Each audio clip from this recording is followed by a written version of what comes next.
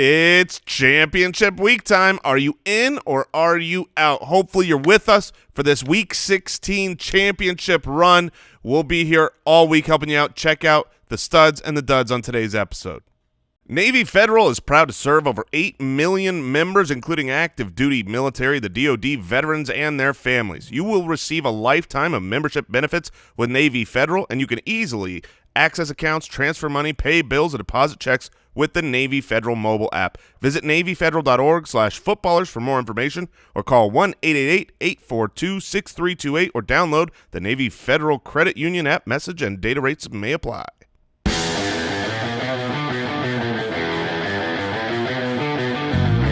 Welcome to the Fantasy Footballers Podcast, coming to you from pristineauction.com studios with your hosts, Andy Holloway, Jason Moore, and Mike Wright.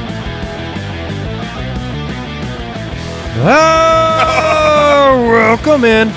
Oh, it's championship time. Maybe.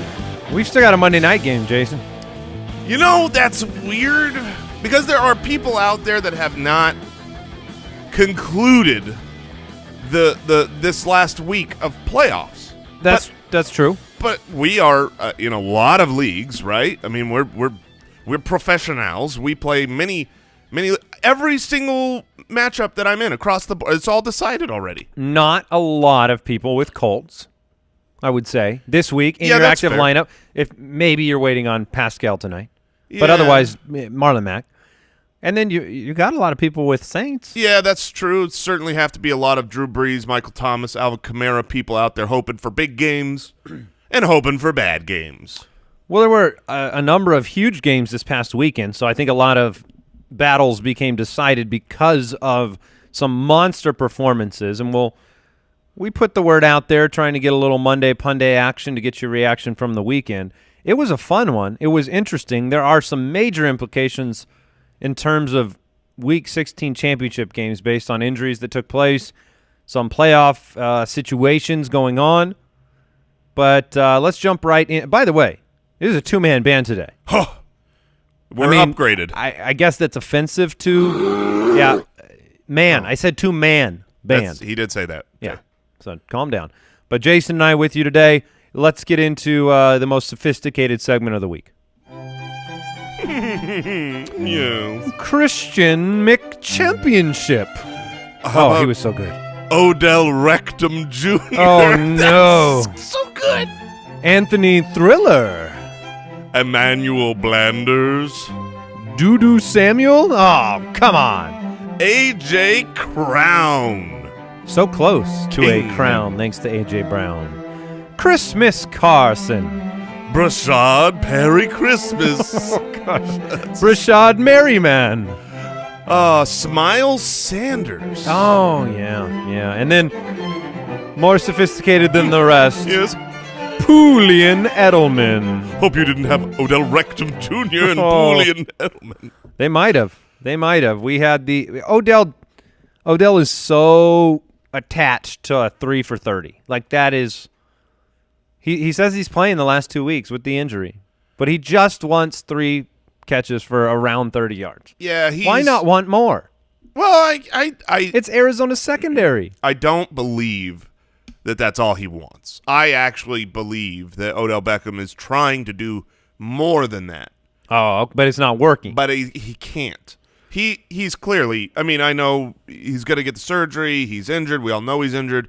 I have been, as this entire season, the anti-Odell Beckham, thought he was over. He garbage timed way more than I thought he did. Yeah, He was actually 8 for 66. Oh, good. That's like the best game of his year. It's probably his 3rd or 4th best game of the year. Man, there were some stinkers this week. Arizona's such a good matchup, and Jarvis Landry didn't get the memo. Why? I don't know a Jarvis rhyme, Brooks, but it belonged there. There's something. Yeah. There's something. That's on you. There's something gross that happened with Jarvis Landry. 5 for 23 against Arizona. Of course, they gave up 2 touchdowns to Ricky Seals-Jones. I tried to tell the world. You did. The revenge Seal game was coming back. Oh, we've got garbage Landry. Thank you, Brooks. Thank you. Like instead of Jarvis? See, No, I get it. It's garbage. Yeah, I was right. I understood. From the get-go, I got it. Hey, you made me 2 bets, and they were against Brashad Perryman. How do you feel about that one, Cowboy? I feel bad about that one because it's not often that someone goes out and gets a hat trick. Hey, like number 1 wide receiver of the week, Brashad Perryman versus Justin Watson or Allen Hurns. I owe Brashad Perryman an apology. I really do because I was not kind to him with my words and because now in my defense that's because of a career of sucking. However, he dominated this week, and now there are such massive questions for Week 16 championship with Brashad Perryman, with Jameis Winston. You have no weapons there. Chris Godwin went down. Looks like that's going to be pretty serious. Yeah, he's not playing again this year. Mike Evans is done. Scotty Miller, the guy that got in the way of superstar Justin Watson. Did you know, Brooks, those are all hamstring injuries? Yeah, that's wild. All 3. What are they doing there? They're not drinking enough water. That's my guess. I think it's dehydration and running too fast. Someone is coming up on the sideline and just slicing the back of these legs. We'll talk about that's scary. We'll talk about Jameis Winston. We've got studs and stinkers on the show today, and what to do because it doesn't make sense what's going on with the weapons there, and people are going to have to make a Week 16 championship decision. Congratulations to all of you that did make it through this week that already know you're victorious. Thank you. Jason made it into – we had a good week as a show. Oh, man. Yeah. We got to get a little toot-tooty here because this is awesome, Foot Clan. We managed to knock off NFL Network's Adam Rank, and we are now in the championship game of League One. He put up a monster game. I don't know if you're aware of this. Every single one of his players scored a touchdown, with the sole exception of Travis Kelce, who dominated without a touchdown. And he had Lamar Jackson, and we managed to win. By what, 10? Something like that? How good are we? Are we that good? I think we must be. Well, what about in the league where we play against Juju Smith-Schuster and well, this week we face Zac Efron on the Sleeper Bowl League, and that's $50,000 to charity if we win that, and we're in the championship game. What? We beat Efron? He's so handsome. It didn't even matter. If you got handsome points, we would lose, though. We would lose big time. Because I'm on the team. So it's like yeah, I mean, and he's very good looking. My wife tells me every day that I'm no Efron. Right, which is a weird thing to say when you wake up in the morning. Wake up, hey, honey, you're no Efron. But keep working. But keep working. And then Mike made it to the Listener League title game, which is really good news for the Foot Clan. Because if Mike wins the Listener League, there's an extra spot. Because the winner of the Listener League stays around for next year. And Mike's on the precipice of just beating everybody. So there's that. And then, Jason, you also made it in our Dynasty League. You're in the title game going for back-to-back. If Mike wins, yeah, that would mean 3 of the last 5 years we took down the championship. Thank goodness. Yeah, you're darn right. Goodness. You're darn right. Yeah, and I'm in on in the Dynasty League. Oh, and I made the championship game in our CBS League. I'm facing Jamie Eisenberg. Many of you out there know the CBS people. They're amazing, and I'm going to beat him. It's been a good season. All right. Reminder, find us on Twitter at the FFBallers, Instagram.com/fantasyfootballers. We're with you all week long, thefantasyfootballers.com. Jointhefoot.com is our fantasy football community. We actually just posted that video on Saturday. Nice job, Al Borland, filming, cutting that. Thank you. Also, congrats on taking credit for wrapping all of the presents that we gave away.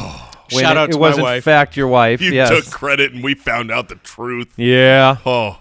I mean, I know you participated, but I wondered why they looked so professionally wrapped. Yeah, she wrapped about 10 to every one that I wrapped. Okay. Yeah, if you're not aware of what the video is, we are giving away thousands of dollars worth of sports memorabilia. Amazing stuff in there. And we haven't picked the YouTube winners yet. So if you go, if you're on the channel now, make sure you check out that video, leave a comment, like it, share it, subscribe, and you can win some of this pristine auction giving away amazing stuff. Weekly Rewind. All right. It's injury news that we have to talk about. We mentioned Chris Godwin and Scotty Miller both ruled out with a hamstring injury. Chris Godwin, according to Bruce Arians, it doesn't look good. I don't expect him next week. Scotty Miller's doubtful for next week already. And so here you are with superstar Justin Watson needing to carry an entire receiving core, and O.J. Howard, O.J. Howard, who will be targeted, as will the tight ends on that team. Yeah, I mean, Cameron Brate, O.J. Howard, they both might be in play here with Scotty Miller out. Justin Watson, all jokes aside, he could be in play for someone you pick up. Obviously, Brashad Perryman becomes the number one based on this last week and the injuries. This is a aggravation for Scott Miller. He was already dealing with a hamstring issue and now re-aggravated it. When that happens, it's almost a guarantee to miss the following week. So I expect them to be without Mike Evans, without Chris Godwin, without Scotty Miller, and that means it's Brashad Perryman and Justin Watson. Yeah, and O.J. Howard, Cameron Brate. I wouldn't be surprised if Ronald Jones and Peyton Barber have more receptions out of the backfield. It's going to be interesting. And then when you look at the other injury, the big one was Dalvin Cook. I mean, Dalvin Cook suffered a re-injury of the shoulder, didn't return. How is Dalvin Cook going to be remembered for fantasy purposes now? Well, for this great season, he might have cost you a title getting re-injured. Maybe. I mean, this will be a really interesting thing to monitor. Now, he was in great spirits on the sideline. Didn't seem like he was worried about his future or downtrodden at all. We haven't had any updates yet come out as to what the expected timeline is. I mean, I'm not guaranteeing that he's out this week. He might play, but it is a re-aggravation of the same shoulder that he already re-aggravated, that he got surgery on in college. Like, this is happening over and over. And then Alexander Madison, the league winner, if Cook goes down, was obviously already out this game. Yeah, he's got an ankle injury. So now Mike Boone scores. Yeah, Mike Boone, and he looked pretty good. But, of course, you've always got the Abdullah Express there, too. They're at home, divisional game against the Vikings. Amir Abdullah probably ends up handling a ton of work along with Mike Boone next week. They're playing the Vikings this week? That's a tough matchup. Is that what I said? Play yourself? I meant the Packers. Divisional matchup with the Packers. There you go. It's a different team. They're not playing themselves. Thankfully, it's a much easier team to run on. Yeah, well, we'll see.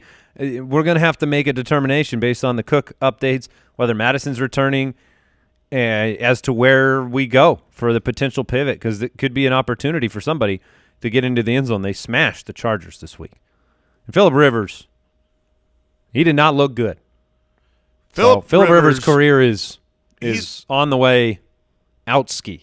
Phillip Rivers looked like the man that took me out of the League of Record playoffs with that interception. He did. And I'm happy that he looked that way. Oh, come on. You don't hold grudges, right? This is fantasy football. You never hold a grudge. I honestly shouldn't.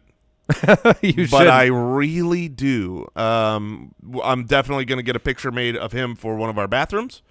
Maybe replace Greg Olsen. I think you're defining holding a grudge. I think that's what you're doing. That's right. What you do is you get a photograph printed and you put them up in restrooms. Right. That's it. That's how you hold a grudge. Okay.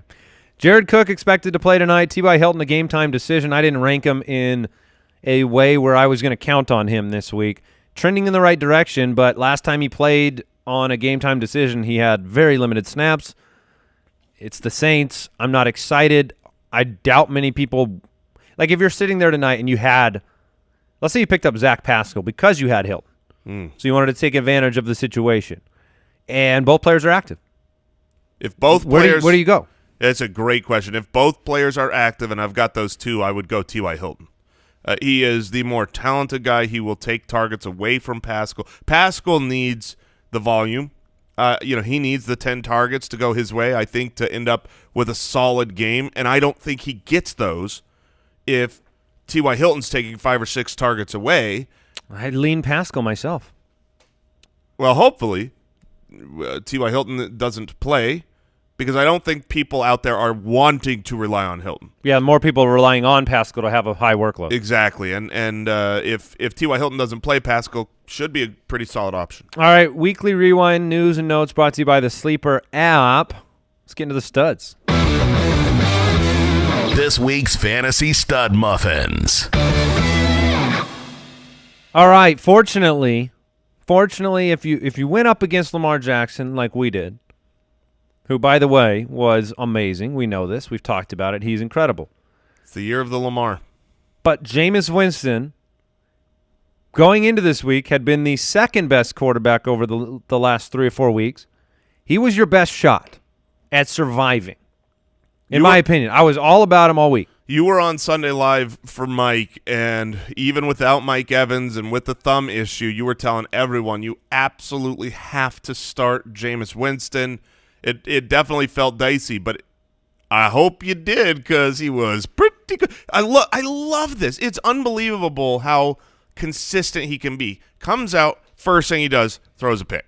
I mean, it's every get it out of the way. Nobody's ever tried that strategy. I think Arians is telling him at this point that has to be coaching. Just throw it to the opposing team. Start in a hole. I want to throw the ball more. The media's going to get, down my back if I'm not running enough. Throw the ball to the other team. I want to start in a hole so I can play my offense. So the game script is perfect for passing. Yeah. But Winston was 28 for 42, 458 and 4. It's without Mike Evans. It's with most of Chris Godwin, 5 receptions for Godwin, and then no Scotty Miller after the touchdown. He's the biggest question. We were talking about this before we turned on the microphones here. The biggest question I have this next week is I have two. The two biggest questions I have is how in the world do you not play Jameis Winston? How in the world would you bench Jameis Winston? And then my second biggest question is how in the world can you play Jameis Winston with no wide receivers? It's not possible for him to keep doing this, right? I think it is. I think it is too. And it's Houston. I know. I mean, and it's at home. So you're playing him. I think we just decided. I think we did. I think we just figured it out. But when he collapses and it's costs Saturday everyone a too. championship. It's prime time. Oh, man. Or not prime time, but it's the early. There's 3 games on Saturday this week. At least, honestly, truly, I would want that if I have to go with Jameis as my quarterback. The range of outcomes are so wide. I want a day head start. You know what I mean? I want to know what happened at my quarterback position before I have to decide everything else. No, and then he has Atlanta in the final week of the season. So if you go through week 17, sorry, but you also have a decent matchup there. Patrick Mahomes, very nice game against Denver in the snow, 340 and 2. Ended up a top 5 quarterback. 340 yards and 2 touchdowns in a blizzard is very impressive. Yeah. Tyreek Hill kind of helps. Travis Kelce as well. We were talking about the fact that it's really become, at the beginning of the year, as it was just start anyone and everyone that's a Chief, and now it's Kelce, it's Tyreek. And you're going to be good with either of those two guys, but, A lot of people wanted to know whether they were pivoting off of – that was another Sunday Live question. Do you pivot off of Chiefs players in the snow? Not those guys. No, I was pivoting off of Broncos, but I wasn't pivoting off of Chiefs at home. Ryan Tannehill put together a wonderful game again, 279 and 2, 1 pick, had a rushing touchdown, and he's leading the NFL, leading the quarterback position in yards per attempt since week 9, as tweeted by Scott Barrett. That's above Jameis. So he's not just like dumping it to Deion Lewis and waiting to see what happens. He's driving it down the field to A.J. Crown. Oh, A.J. Crown. And how good is he? And how huge is he? Josh Allen needs an A.J. Brown on the Bills' outside wide receiving core. I believe I called him man. I called him a tank, and I don't think that was big enough. I thought you called Derrick Henry a tank. No, it was A.J. Brown. It was A.J. Brown. Oh, are they both tanks? Well, they're both tankish. For sure. But let me try this one on for size. Bigger and stronger than a tank. How about A.J. Brown? Oh, no. It's a Cybertruck. Oh, gosh. Yeah. No rear view mirror? Yeah. He's great. He's been playing great, and they're putting it in his hands. Now they lost. So they're battling. Right now they're out of the playoffs. So you like that for fantasy. You like teams that have something to play for. And Tennessee needs to win. The nice thing is they need Pittsburgh to lose. The Steelers lost as well, so they are – very much still in the picture. So this is a perfect situation for, if you've been relying on these weapons, this is exactly what you're hoping for. Yeah, and next week they're at home, but it's the Saints. So we'll see what happens. Saints still fighting, number 1 seed right now in the NFC. You know who it is, right? In the NFC, the number 1 seed. It's the Seattle Seahawks. Yeah. Yes. Seattle has the number 1 seed right now. That's pretty crazy. Also Carson Wentz. That's what the name I was going to bring up. Gosh, I don't know how to describe Carson Wentz. I mean, he's been bad, but it's not his fault. But he's been good, though, you know? Well, he's been good for fantasy and statistically, and they've won the last 2 games. Yeah, and they win on the last play of the game, and he puts up a nice fantasy game, so he ends up being a stud. But then he looks bad for a lot of it. But he kind of smells bad. But he has nobody to throw the ball to. It's really confusing. It is. Now you've got an unbelievable game coming up. I can't wait. NFL, real, not fantasy, just I can't wait for that game. And Dallas has to go on the road now to Philly. Like, if Dallas is at home with what they just did to the Rams, I would think Philadelphia has no shot. But now they're at home against Dallas. And what Dallas team shows up, I can't wait for that game. Is it right now? Call it. Not even knowing the line, just an over or an under game. Is it a divisional scrap heap? It's under. Low scoring. I think it's under. I hope you're wrong. But the Philadelphia Eagles, on any given play, McLaurin, they made Dwayne Haskins a top 10 quarterback this week. So maybe I'm wrong. They said it couldn't be done. I know. Ryan Fitzpatrick, nice game too. All right, before we get on to our running back studs, I want to thank today's sponsor. I'm talking about Omaha Steaks. I want to thank you for the meat. I want to thank you for the meat in my life. Thank you for I want the to meat. thank you for the meat in my freezer. I want to thank you for the meat in my belly. Right now, Omaha Steaks has an amazing limited time holiday offer. Y'all wait for it every year. It's promo code footballers. It's not a checkout code. You go into the search bar at omahasteaks.com. You type footballers into the search bar. You will find this special deal for only $69.99. Here's what you get.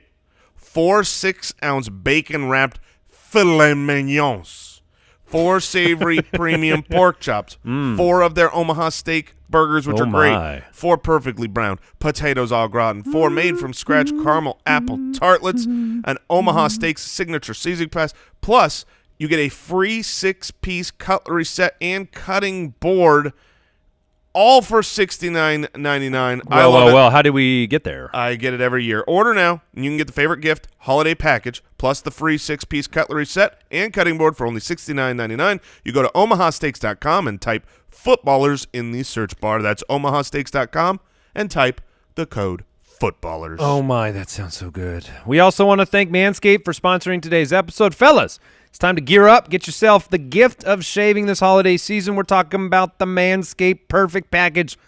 Not 1.0. Oh, not 1.5. 2.0. 2. Look, the people in your life, they appreciate it when you are a hygienic individual. The Manscaped's Perfect Package 2.0 is the perfect gift this holiday season. It's literally everything you need to keep trimmed, cut-free, and smelling nice down there, if you know what I mean. It comes with the Lawnmower 2.0. That's some proprietary advanced skin-safe technology. No snagging. Jason, no snagging. You don't want nicks. You don't want cuts. No, and it's waterproof. You can use it in the shower. And get this, Manscaped's products are now available at Target stores. Oh, good for you. 'Tis the season to Manscaped, so get yourself, your dad, your brother, your friends, the best gift of all, the Manscaped Perfect Package 2.0. Our listeners get 20% off plus free shipping when you use the code footballers at manscaped.com. That's 20% off plus free shipping when you use the code footballers at manscaped.com. Now let's talk about one of my all-time favorite players. He has been attached to me through good and bad. I have constantly said I don't know how to quit you, even when I've been mocked, because I think he's a great player. Kenyon Drake. Kenyon great. Holy moly, 4 touchdowns, 137 rushing yards. He was outstanding. He could have had 5. They were on the goal line at the end of the game, and they wanted 5 for him.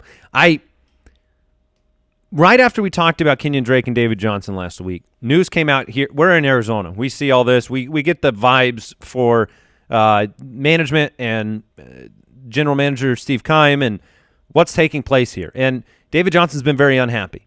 And last week he caught a touchdown pass, but he only touched the ball 5 times. Well, right after the show, it comes out that Steve Keim is not committing to David Johnson, even coming back to Arizona next year. And then you go out and you give basically every piece of work to Kenyon Drake, who will be a free agent, who I now believe Arizona will re-sign. Someone will. I believe Kenyon Drake will be an Arizona Cardinal next year. I believe Chase Edmonds will back him up. And I believe David Johnson will be cut. And that's a sad day, right? Yes. I mean, Brooks, Yes. you're nodding. Yeah. And you're wearing your Santa hat, and used to it's not sing a his jolly name. moment. Yeah, we sang his name on the show many a time. But I think Kenyon Drake comes back to Arizona, and because he's a better fit for this system with Cliff Kingsbury than anybody else that they found. I think they went out and got him on purpose because he was a fit.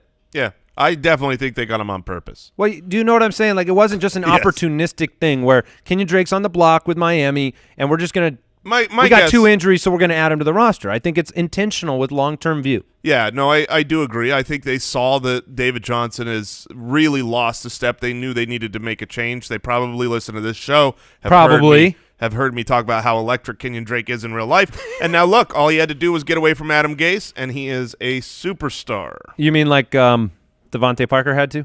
Oh, yeah. Once he was with Adam Gase, didn't he? What about Ryan Tannehill? Oh, yeah. He stunk with Gase. Now, Devontae Parker, by the way, wasn't in the news. Just signed a 4-year extension. $40 million? Yeah, $40 million. Good for you. Good for you. And had another monster game, which we'll talk about shortly. So, Christian McCaffrey, he's good. 10 targets, almost 20 carries. He gets the ball infinity. Every time he touches it, he does very well. He loves to do touchdowns. And he's a big fan of doing touchdowns. He's a big fan of doing touchdowns. He likes doing them cool. I mean, the truth is he's Christian McChampionship. Yeah, he is the deservedly right pick at the 101 this past year. And next year. And next year. And he's doing it when it matters, which is every week. Every week matters a lot. Matters for fantasy. But, sometimes you get those players that they have this great season last year, right? Pat Mahomes had the most unbelievable fantasy season. You had the Pat Mahomes Tyreek Hill stack. Yeah. And it was unbelievable. He was great the whole season except week 15, I believe. Yeah, that's when I lost. This past week he had a bust game where all of a sudden all of the Pat Mahomes owners were talking about last week? Last year. Oh, I got you. Yep. Last year, week 15. And then they were out. But Christian McCaffrey is saying, nope, hop on the back to the touchdown. It was a studs kind of week. Ezekiel Elliott with a monster game. Saquon Barkley finally had a humongous game. Just took the Dolphins. And then Chris Carson. Let's go. Oh, 24 for 133 and 2. Now, here's the thing. You guaranteed top 5. Where's he at right now? He can't 4? be top 5. I think he's there. All right, I'm going to check. You check. We'll give credit to Miles Sanders. Miles Sanders with 19 for 122 and 1. I bet you Chris Carson's right at 5. I think he's outside. I think he's which is just that's hysterical. Not fair. Yes, because that's obviously not fair. That's all relative to what's around him, and you had some big games. I think it's close. But but what I'm looking at here, Saquon 24 for 112 and 2. Zeke 24 for 1. He's 6. Who's ahead of him? Oh, Drake, McCaffrey, Sanders, Elliott, and Saquon. Not if he's number 1 if it's a Seattle only league. That is factual. All right, Mark Ingram, nice game. Nick Chubb, bunch of big runs against Arizona, got into the end zone. Tony Pollard, who I don't think any fantasy owner could ever play, but for the second time this year, put up 100 in the same game that Ezekiel Elliott put up 100. So Pollard is interesting. So that was his second 100-yard rushing game of the season. That is now 2 more than Todd Gurley and Le'Veon Bell combined. Wait, Gurley has no 100-yard on the ground games? That is correct. Based on that mathematics there? Yeah. Gurley here's the funniest thing with Todd Gurley. Had a terribly good game. Todd Gurley sucked. He had 20 yards. He had 20 rushing yards. I thought it was a typo to see him in the studs, but he scored twice. Yes. He had 18 receiving yards. So collectively could not get to 40 yards. But when you get 2 touchdowns, your fantasy day is safe. And Rams, everybody relying on the Rams, oh my goodness. What garbage. No, everybody let you down. Everybody. Goff, Cooks, Not Woods, really. Kupp. But then garbage time. But then garbage time happened. It's like, Kupp ended up fine. He got a touchdown and the little dump-offs on the last couple drives when they didn't matter. Gurley got 2. Goff was fine. Woods was a pure bust. Woods was a devastating bust. Huge disappointment. 4 for 17. But, yeah, garbage time is powerful. Mike Boone ended up with 2 touchdowns, also had 56 yards running. They can run the ball there. So if Madison is out again, Mike Boone is the most trusted over Amir Abdullah by that team. So Boone would be the pickup. We make the jokes of Abdullah because of the Abdullah Express, but Mike Boone is definitely the guy. but it could be Madison. And it could be Cook, so stay tuned for tomorrow's show. And he just keeps doing it. Joseph Mixon. You love him. 25 for 136 against New England. They keep giving him the ball. The game was competitive for a while until New England defense time. But, I mean, he's been a monster. He's the RB6 since week 8 on the worst team in football. That's all that shouldn't happen unless you're great. No, and not only are they a bad team, it really shouldn't be happening because, 1, they're a bad team. 2, they also have a bad offensive line.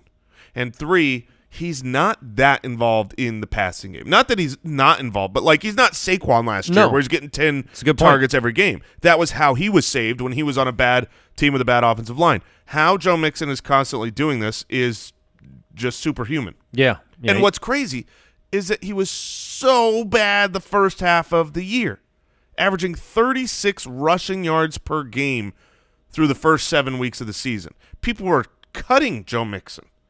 What? How did he? I traded for him at that point in the season because it was just worth the shot. Worth the shot on the talent. And here he is. I feel like if we broke into his home, we could find the lamp. We could find, and we would get our own 3 wishes. Because he must have found this about week 7. I still think his year's a little deceptive. That's all I'm saying. I think he had a couple games that were so bad that you couldn't even look at the box score without throwing up. Like when he scored, I don't know, when he had like 10 yards rushing, right? And he didn't do anything for a couple of these games, and then he just turned it on. So looking to next year, you imagine this team is going to give it to him again. Oh my gosh! What are you looking at? I'm sorry, I was distracted by a comment from our editor-in-chief, Kyle the Borgogan. Do you know he's going to be in the championship in our Dino Junior League? I do. He's got the team with what, the lowest points scored? Lowest points scored. His team is straight trash. He has Kenyon Drake, huh? Yes, Kenyon. He's been riding the Kenyon Drake wave. I mean, he had Melvin Gordon go out there and put up 5 points. He had Justin Watson in his lineup, and is that your fault? Well, I hope so. But Justin Watson now next week will probably be great because he's in his lineup. It's just to win a title. To win a title. All right, big time receiving options this week. Julio, multiple touchdown. Jones. Look, we got him on the phone. Yeah. We told it to him straight, and then he was targeted. Do you know what his target share was? Did you hear about it? I don't know the share because I don't know how percentages work, but I do know the number, and it's unbelievable. His target share was 51%. So more than half of Matt Ryan's throws went to one guy. They also won. 20 targets, 2 touchdowns, 134 yards. That's how you beat Adam Rank. Thank you, Julio. Thank you. Brashad Perryman, we mentioned it, 5 for 113 and 3. Currently, Perryman's hamstring is intact and well, right? Give it a week. Jamison, the targets are going to be there for Perryman next week, 10 or more. Jamison Crowder, we saw the Thursday game, 6 for 90 and 2. Forget about him. Pittsburgh next week. Exactly. Terry McLaurin, he's so good. He is outstanding, and over the last several weeks, I have moved him down in my rankings week after week after week.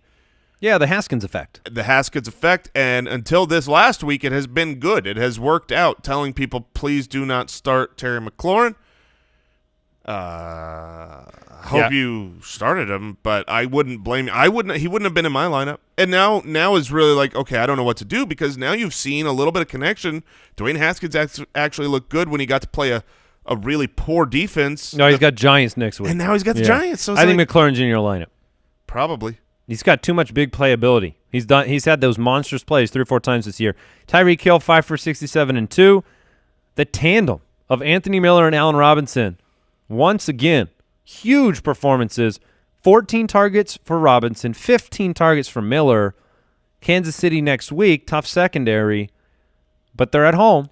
And Miller has you're kind of riding the on fire philosophy with both these guys. It will be very, very interesting because Kansas City, on paper, you look at it and you think this is a great matchup. Kansas City can score. You're going to need to throw the ball, and it hasn't worked out that way over the last 10, now 11 weeks. Kansas City is the number 1 worst matchup for wide receiver scoring fantasy points. So it's going to be what Cortland Sutton thought. Yeah, it's going to be a real push comes to shove situation when you're talking about Anthony Miller. Allen Robinson, he's got enough of a history where you just lock him in. Anthony Miller is 4 weeks in a row of being just a really solid option. Yeah, and I think that, again, the reason that I liked Miller heading into the Detroit game was simply due to the massive target share. And nothing about this past week changed it. 15 targets. If Kansas City can be great, but if the only players you can throw the football to are Allen Robinson and Anthony Miller, and you give them 12 targets each, I'm probably going to be happy with the result. So you're saying if Taylor Gabriel continues to be out, correct, that Anthony Miller would be in your lineup? I think he would be. All right. Well, let me ask you this. Anthony Miller against Kansas City, Terry McLaurin against the Giants. Ooh, so that's kind of a safety versus ceiling situation. Yeah. Miller's been a top 12 guy now 2 out of 3 weeks. I'm going to go with Terry McLaurin. Okay. Yeah, it's close. I think I want upside in my championship. Hey, Tyler Lockett's back, 8 for 120 and 1 on 9 targets. He got word this past week that he was feeling better and was going to be used in this offense, and that means a lot to fantasy owners. It means a lot to Russell Wilson owners. Gets to play Arizona at home this coming week.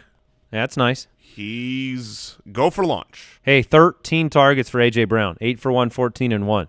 7 targets and 2 touchdowns for Devontae Parker. Both of those guys emerging this year and delivering in your playoffs. Yeah, week in and week out, you can't take him out of your lineup. Devontae Adams, hello. Nice to see you. 7 for 103 and 1. Chris Conley, 4 for 49 and 2. Mike was all over Conley as the better play out of that Dede Conley stack. Now, it wasn't a high volume situation, but 2 touchdowns is 2 touchdowns. And then Kenny Stills, 2 touchdowns that no one on this earth saw coming, but he 3 wanted targets, to wait, 2 touchdowns. He wanted to wait until Will Fuller was there so he could only get 3 targets so he could have his big game. Yeah, when no one played him. Kelsey, Kittle, Higbee, Waller, Ertz, and Ricky Seals-Jones. Those are your studs at the tight end position. 17 targets for George Kittle. You remembered earlier we said Debo and Emmanuel, terrible games. Well, this is where the ball went. George Kittle got everything. And when you look at his percentage of yardage, he was the offense, and he was awesome. You still have the fantasy finishes up for this week, Jason? Are you able to look at tight end? Yes. Because I'm curious. Mark Andrews versus Higbee was one of the big decisions people were making. Do you put Andrews out there with Lamar on Thursday, or do you roll Higbee? It worked out for you in both situations. I'm just curious which guy ended up on top. Tyler Higbee had 12 catches again on 14 targets, but they lost the game. So Higbee, you said Higbee versus Mark Andrews? Yeah. In a half-point PPR, they are 11.1 fantasy points to 11.2. The dominant victory goes to Mark Andrews. Oh, see, I told you. I'm a genius. I'm a genius. Clearly the right My start. goodness. Where's my honorary doctorate, Brooks? Do you? Is it in the mail? No? Yeah, maybe. Maybe. If Okay. any footclan listener out there is thinking, I work at this university, and this is how people that work at universities talk to. I work at this university, and I can give you an honorary doctorate. Oh, yeah. I just want in on that. Oh, yeah. You twofer? Twofer. Mike's not here, so you and No, I could there's just... only 2 doctors here. Look, Right. it was glorious for a long time. You and I, we had check marks for being verified on Twitter. Yeah. Mike did not. That was great. That was the best time of my life. I want those years. I want a doctorate. You want a doctorate? I do. Yes, Okay. I will accept. And I would be fine if this listener wants to give Jay Grizz a doctorate as well. I don't think that's not a bad idea. Not Mike. No, not Mike. All right, let's move on here. Let's get depressed.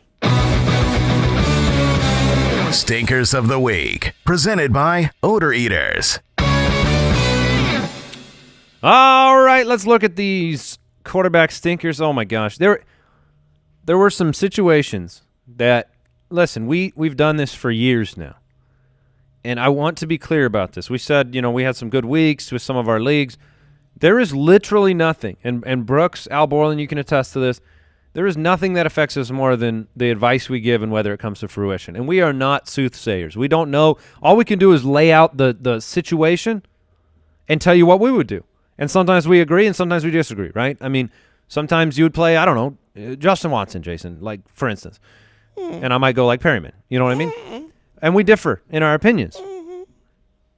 But the Aaron Rodgers situation, let's just say we're on the edge of our seat because we had made such a big deal about play, cut.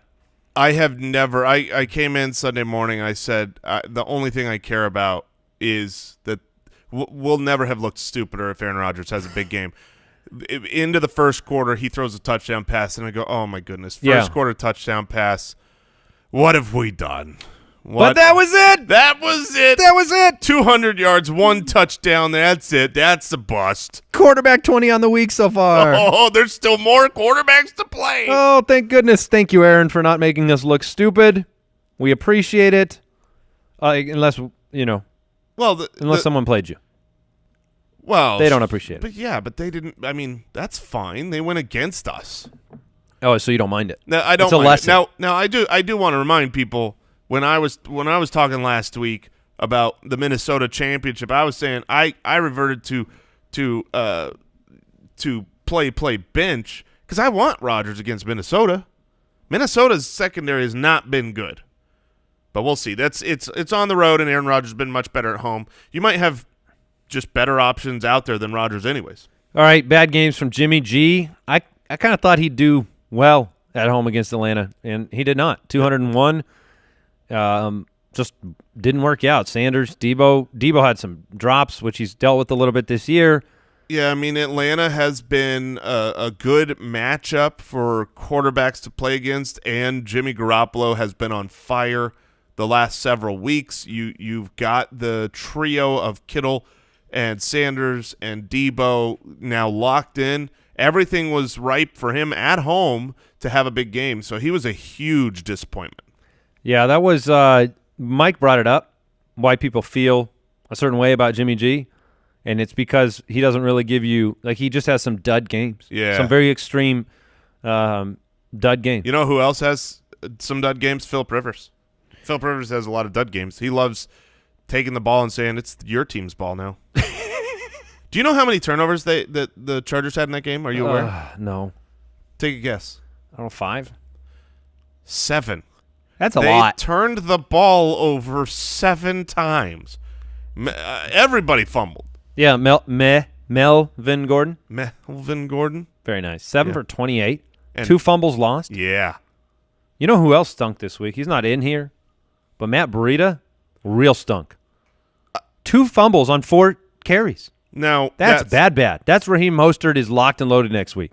That's hard to do. To fumble twice when you only get 4 opportunities Melvin to not tried. fumble. I mean, he had 7 tries, and he fumbled twice. So. Yeah, that was bad. But nobody's starting Breida. At least Melvin Gordon. That wrecked you. You just forgive and forget the situation for Melvin. He's got Oakland next week. He got the honorary benching for a while. You saw a lot of Justin Jackson come in. You did. Then he did get back in later in the game. So I think they'll just – they're moving on. They know Melvin Gordon is not a guy that just fumbles every time he touches the ball. All right, and then Derrick Henry. Derrick Henry was out a lot of this game dealing with a hamstring injury.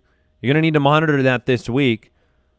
It's amazing that 21 for 86 with no catches was, It's a dud. Yeah, it is. For what you needed. Yeah, I mean, it feels like he was okay. I mean, got a bunch of carries, 86 rushing yards. Came back in the game, right?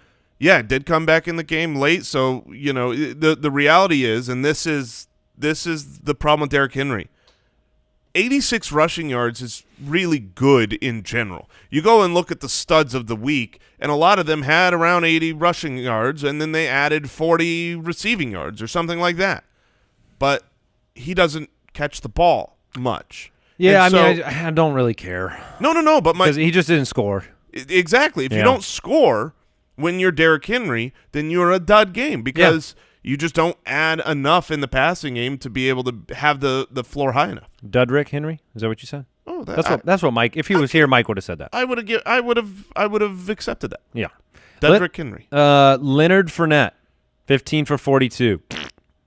Yeah. Now he's usually immune to this. 20 touches, 7 targets, 5 receptions. So if you are in a full PPR league, you were okay, but certainly disappointed, especially in a very winnable matchup at Oakland. This is now a couple games in a row that Leonard Fournette has just kind of stunk after he seemed so consistent. I thought Devin Singletary looked good. Oh, he looked great. But for fantasy purposes, he was single-digit guy. I mean, he had 2 catches for 2 yards.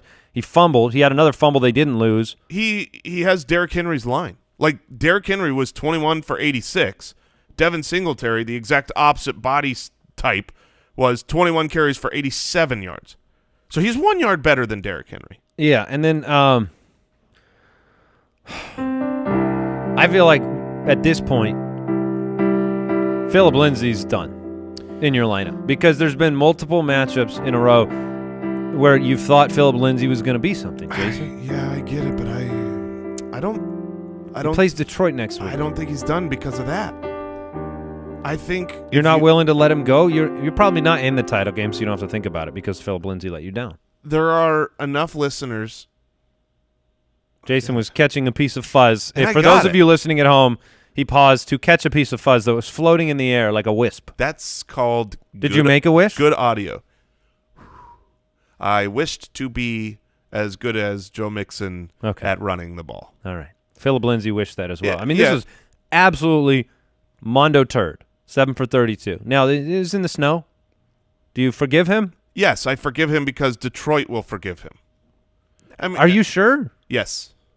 You're positive? I am positive. Yes, Phillip Lindsay will be a fine play this week Phillip Lindsay against Detroit. Was supposed to be a fine play against Minnesota, Buffalo, the Chargers, and Houston. And he was a fine play in one of those.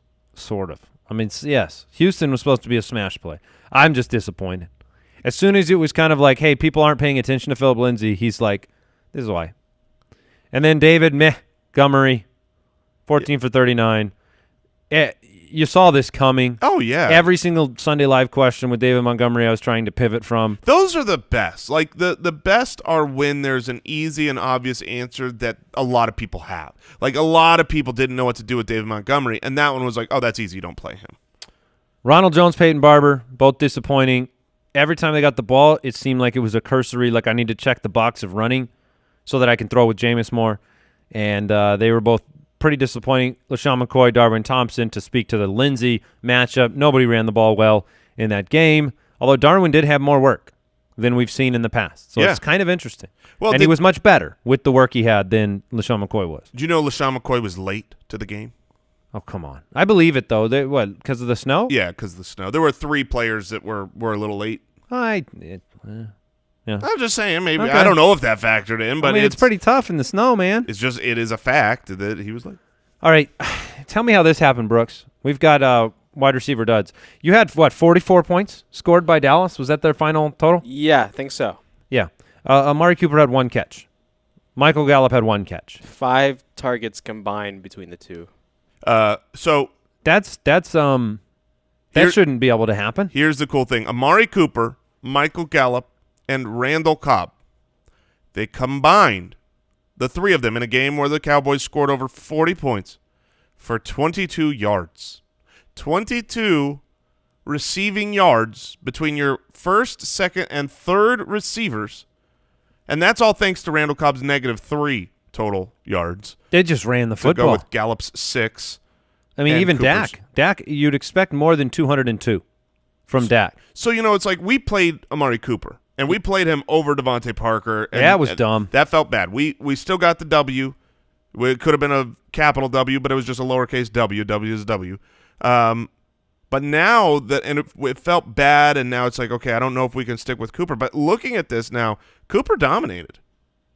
19 yards. I mean, amongst the other wideouts? You compare that to Gallup and Cobb, who combined for 3 yards. Cooper was fantastic. Look, you can throw on Philadelphia. It's hard. It's going to be hard not to start these guys, Cooper and Gallup, in Philadelphia, where Dallas won't necessarily be able to just 45 rushing attempts this game, and a dominating halftime lead, 28-7. 2 running backs with 100+ rushing yards. Yeah. But it does show you that if the game plan goes the way Dallas wants it to, Dak's not throwing for 300 or 400. He's throwing for 200. Edelman, 2 for 9 on 5 targets. This was a very late rankings pivot for me because more and more news, Edelman's starting to equivocate on whether he was going to play in this game. thinks he can give it a go type of news. Cincinnati's been better on defense. Edelman banged up. I'm not saying that you benched him. I mean, you probably didn't. Almost nobody did. But he had one of the biggest duds of the year, and he's been one of the more consistent players in all of fantasy.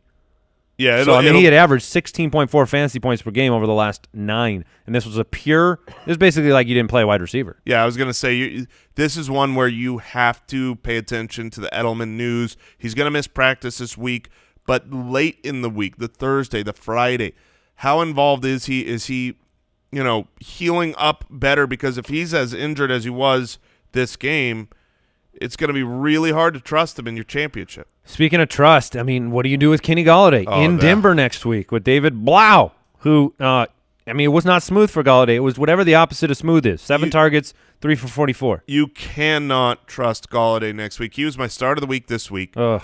Clearly a smash play where you knew they were going to have to throw the ball, and it was against Tampa Bay, who is not close to the worst. They are to the wide receiver position what the Arizona Cardinals are to the tight end position this year. And so the fact that he couldn't get it done, and what really sucked is at the end of that game there were a couple of bomb throws to Golladay, the one in particular where it had to be a 40-yard throw, and it went right through his hands. So it was a bad game. I apologize. And he should too. The process made sense, but the result made you cry. 3 for 44 on 7 targets. It's not Julian Edelman bad 2 for 9, but it's going to help you lose, and that's not good. No, and same with Emmanuel Sanders and Debo.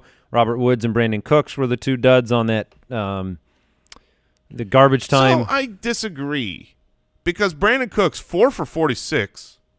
I feel like that's a step in the right direction for him. Well, the 8 targets, 4 catches, yeah, step in the right direction, not for your fantasy lineup. No, Jarvis Landry was huge. Both Landry, Beckham, along with Baker. I guess Baker had the 2 touchdowns to Ricky Seals-Jones. What was that? I don't know. I was starting to be a seal, but I realized I don't do that. Instead, it was. Yes. That's why you stopped. Yeah, that's why I stopped. That's why you stopped. Well, it's like a baby seal when it's getting born. It's real quiet. Yeah, I think those might be. Have you ever heard my impression of like a ping pong ball? Yes. Great. See, it's very similar to a clock. I'm really good with sound effects. You're like I'm like Justin Watson of the that sound guy effects from section. Police Academy who can just do anything with his voice. That's right. Stephon Diggs 4 for 76. Adam Thielen just 3 for 27 on 3 targets. The matchup was tough. Thielen coming back. Hopefully, you didn't play him. I wasn't willing to play him, but you're going to have to make a decision on him next week against Green Bay, though. Are you looking at Thielen as a flex option next week if he's practicing in full? Yeah, I mean he'll be in consideration for a flex option. Yeah, he will. And if DJ Chark is out, Dede Westbrook only 2 for 14. I was not going to touch Dede with the fact that he was dealing with the injury. He had left early last week. Conley was the only kind of maybe. But, if Chark is out again and they face Atlanta, are you done with Dede for the year? I don't think you have to be done with Dede for the year. You watch the practice reports. I mean, 2 weeks removed from whatever was hurting him. Obviously, he stunk this week, and maybe you don't want to keep rolling with that. I'm fine with that. I think there are better options, but I don't think he's just dead in the water. All right, we have another stinker for Hunter Henry. It's been a while now. So here's what's crazy. In our League One, where we are going to the championship, we had Darren Waller and Hunter Henry. Yeah. And after a couple of great Hunter Henry weeks, once he got back, we knew we needed to trade one of them, and we turned Henry into Amari Cooper. And him plus stuff, and it was a great trade. But we regretted it for several weeks because Hunter Henry, we said we traded the wrong tight end. Clearly we should have traded Waller and kept Hunter Henry. Had we done that, we would be out because Darren Waller had another fantastic game, and Hunter Henry had another dud. So you just can't always tell. Waller 8 for 122 on 10 targets. Hunter Henry ended up just 2 for 29. Oh, Austin Hooper, 3 for 20. Thought he saved the day with that touchdown at the end. Did you think that it was going to get overturned? I honestly thought it would stay a touchdown. I did too. That That would have been more helpful for fantasy owners. Because it was called a touchdown on the field, and he did Maintain possession. The ball did not move when the ball know. touched the ground. I thought it would be upheld as a touchdown, in which case he would have had a pretty darn good game. Yeah, still a dud, though. It's disappointing. Thought more targets than 6, so not a start of the week candidate, unfortunately. Touchdown didn't go his way. O.J. Howard, just 4 for 46 on 8 targets. I still willing to look at him next week because the targets are going to have to come. There's nobody left in Tampa Bay. Mike Gesicki, nothing special. Noah Fant was dealing with injury heading into this game, missed the whole second quarter, just 2 for 56. So, Stinkers of the Week presented by Odor Eaters. Odor Eaters, the best in foot odor defense. I'm going to be with you all week getting you ready for those hashtag FootClan titles. It's been very fun hearing from you on social media. Those of you that have had big years, some of which maybe you've struggled in those leagues for a while, and you had a big year this year and you're ready to go for next week. I want to say good luck to everybody who is featuring a Saint or Colts player tonight, trying to get over the hump, get into that championship game. But I think that's it, Jay. I think we're done. It's going to be a really great week. We're going to bring a lot of hashtag FootClan titles out there. Get that. And you got games, Saturday games this week. So it's going to be pretty Saturday fun. games this week, yes. All right. I want to thank our studio sponsor, Pristine Auction. A couple of interesting purchases yesterday sold on auction. A Saquon Barkley signed jersey, $73. A Barry Sanders signed jersey. Signed football, $99 at pristineauction.com. You can get the old school players on there as well. Pristineauction.com. Use the code BALLERS. That's going to be it for us. We'll talk to you tomorrow. Good luck tonight.